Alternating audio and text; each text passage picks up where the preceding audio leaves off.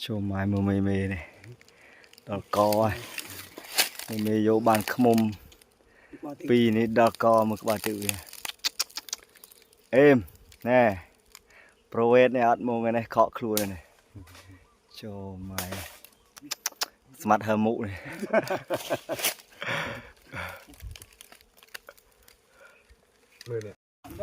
Phải một tiết ai này. Lấy đàm chu.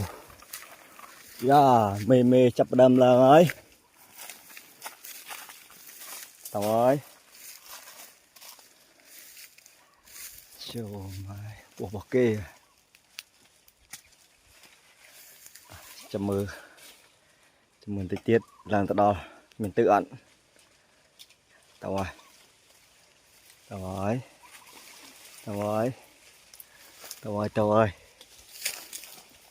đó là mơ mày ơi tịnh mạ mùi nào cho cái thử mày lót phớt oi lót oi tịnh mạ mùi này chờ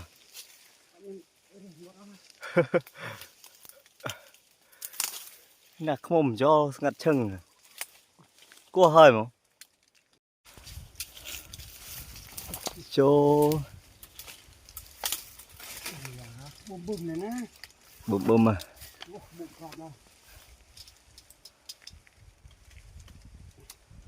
thì giúp đấy cái này 110 này ớt cô mì hơi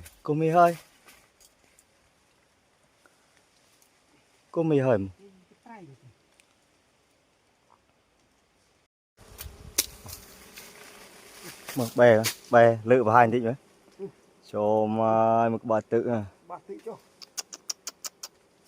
đó là cho mỗi 110 lít phò mà chôm cắn chiếc rồi mai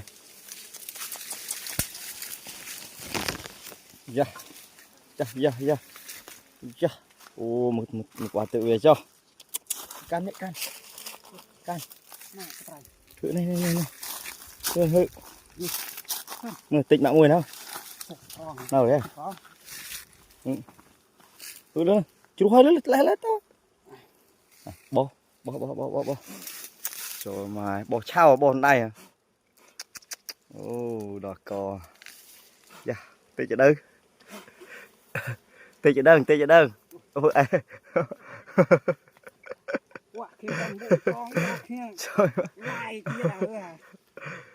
ô mà tự về cho đỏ cò ô mà cái này sợ mê cái này mê chưa nè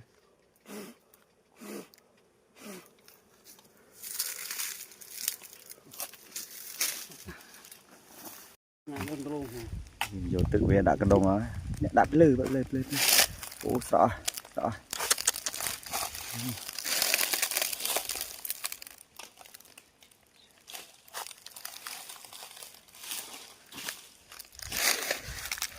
mặt hầm mộ rồi ngày này từ ngày này sọc rồi